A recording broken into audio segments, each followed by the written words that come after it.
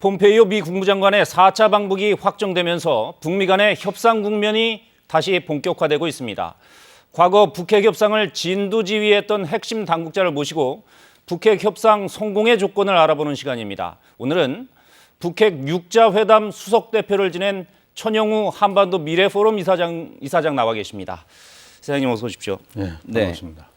자, 이사장님이 6자 회담 수석 대표로 협상을 협상을 이끌었던 때가 언제입니까? 그 2006년부터 네. 2008년 봄까지입니다. 네. 2년 남짓 6자 회담 수석 대표를 했습니다. 예, 오래 하셨네요.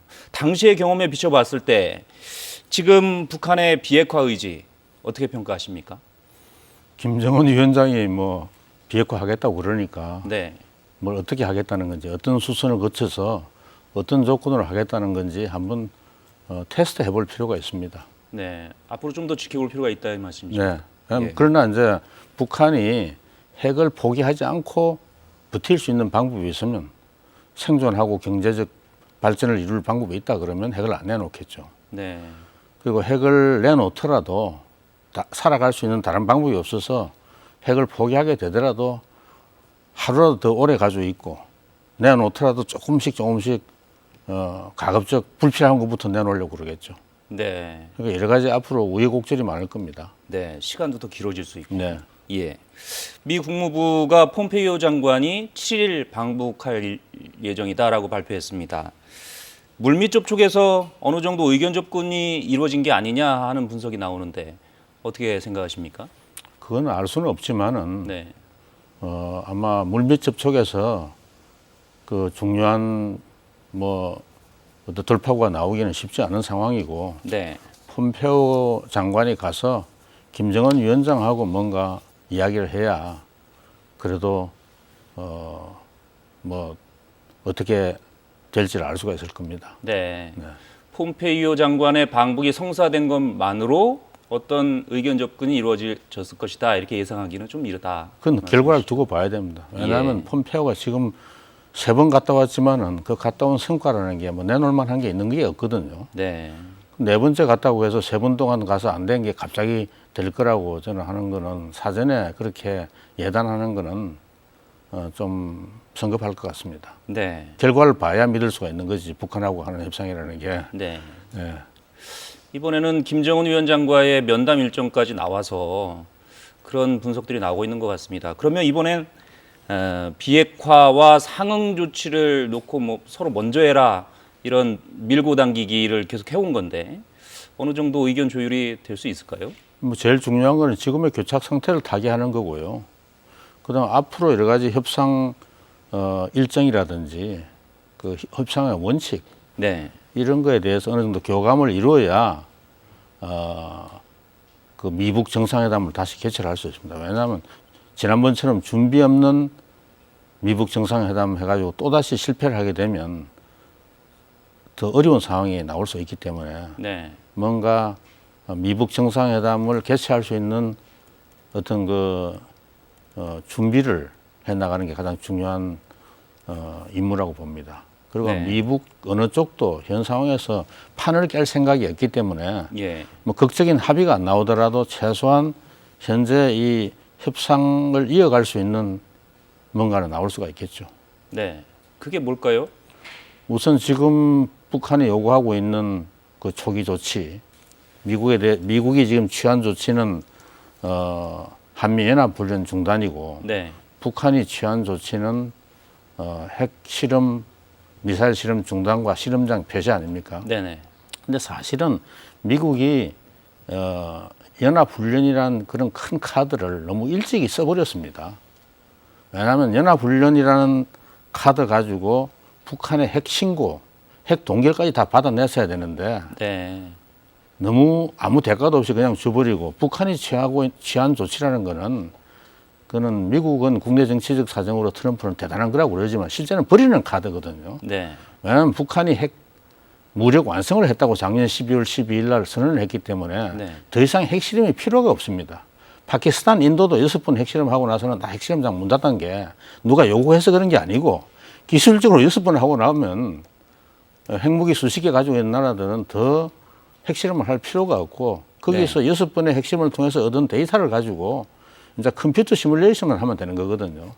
또 핵실험 안 하기 때문에 핵실험장은 필요 없는데 이 필요 없는 카드를 가지고 지금 바가지를 씌우려고 하는 건데 지금 한미연합 훈련 중단만으로는 우리가 한 이 김정은 스스로 더 이상 필요가 없다고 한 조치에 대한 값이 안 되고 보너스로 종전선언을 더 내놔라 이런 거고요. 네. 미국은 아마 이미 취한 조치 이상으로 더 뭘 내놓고 종전선언을 북한으로부터 더 받기 전에는 종전선언을 하기 어려운 그런 상황일 겁니다. 뭔가 신고를 하든지 최소한 핵활동 중단, 동결이죠. 동결을 하든지 뭘 하나 내놔야 미국으로서는 그 종전선언을 해줄 수 있는 명분을 확보를 할 겁니다. 네. 거기에 대해서는 아마 실무자들끼리 이야기해봐야 그는 해결이 될 수가 없고 결국 김정은 위원장과 폼페오 장관이 만나서 이야기를 하든지 거기서 안 되면 트럼프와 김정은이 만나서 뭔가 돌파구를 열 그런 사전 정지 작업을 해야 되겠죠. 네. 그러니까 폼페이오 장관이 이번에 북한에 가서 핵 동결 또는 핵 신고와 관련한 어떤 돌파구를 열어야 그래야 북미 정상회담으로 갈 수 있다. 2차 북미 정상회담으로 갈 수 있다 이런 말씀이시죠. 핵 신고가 지금 미국으로서는 제일 중요합니다. 예. 북한이 핵을 얼마나 가지고 있다. 우리가 플루토늄 얼마 가지고 있고 고농축 우라늄 얼마 가지고 있고 핵 탄두가 얼마 있고 그리고 비밀 농축 시설 어디에 있다 하는 이걸 신고를 안 하면 북한이 핵을 포기하겠다는지 안 하는지 알 방법이 없습니다. 또 북한이 포기하겠다는 핵이 구체적으로 뭔지 부분적으로 포기하겠다는 건지 전부를 다 포기하겠다는지 이걸 알 수 있는 첫 번째 시험대가 신고거든요. 네.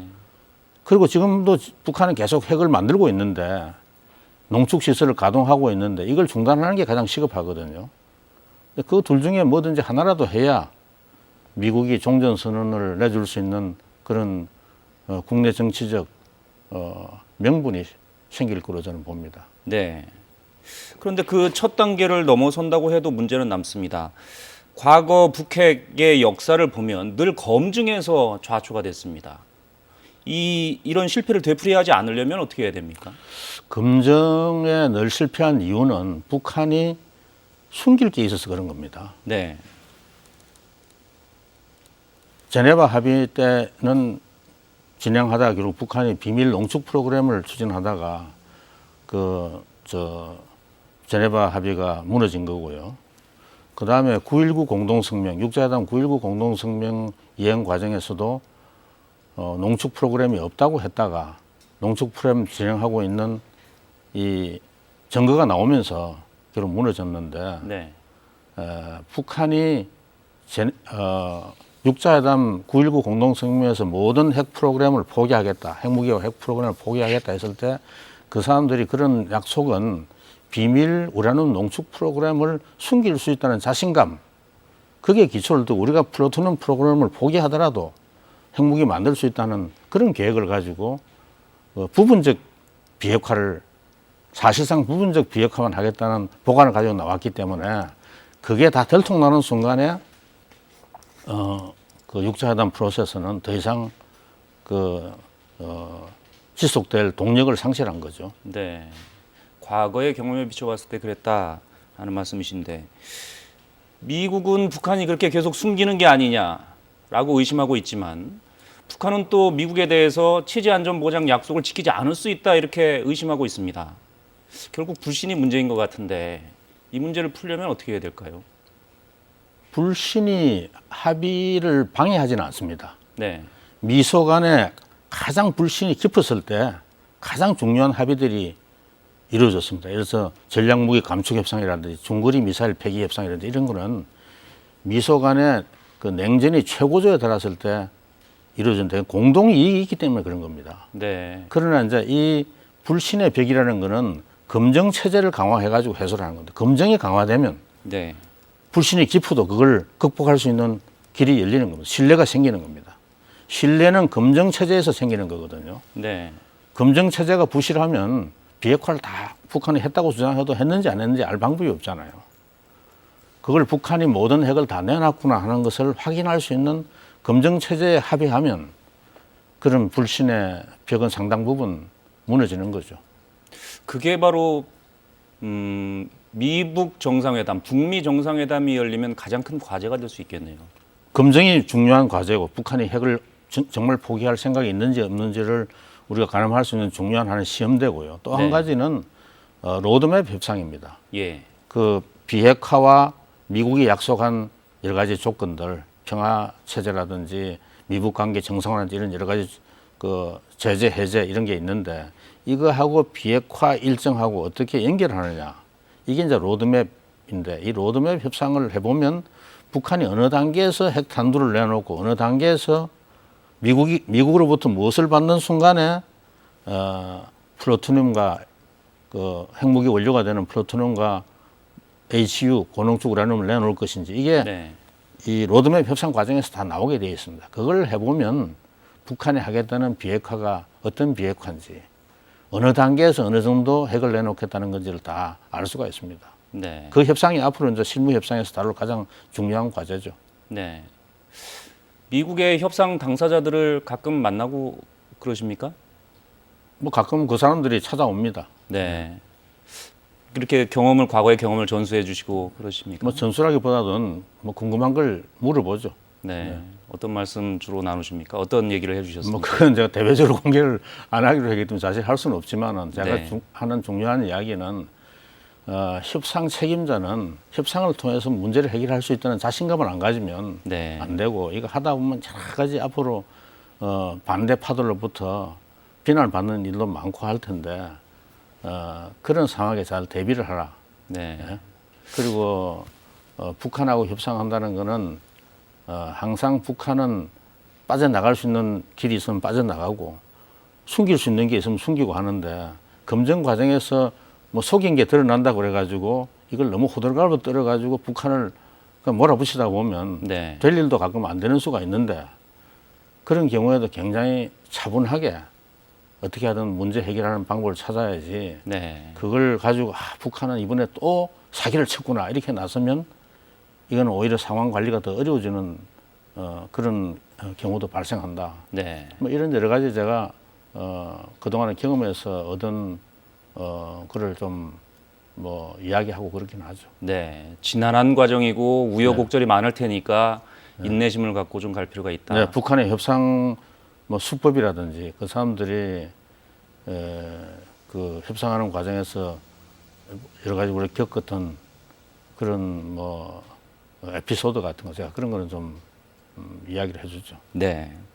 알겠습니다. 마지막으로 지금처럼 북미 간의 양자 협상으로 비핵화가 달성될 수 있다고 보십니까? 아니면 앞으로 뭐 육자회담이랄지 이런 식으로 전환해야 된다고 보십니까? 어떻게 저는 생각하십니까? 저 협상의 방식 양자냐 육자냐 뭐 사자냐 이것은 본질적인 문제가 아니라고 봅니다. 네. 북한에 대한 협상력, 협상 레버리지를 누가 가장 많이 가지고 있느냐. 북한이 비핵화의 그 대가로서 받고자 하는 모든 그 상응 조치들을 대부분이 미국이 가지고 있습니다. 네. 북한이 가장 원하는 게 무슨 미북 관계 정상화하고 국제 고립에서 벗어나는 거고 평화 체제, 북한에 대한 안전 보장 이거 할 수 있는 건 미국밖에 없거든요.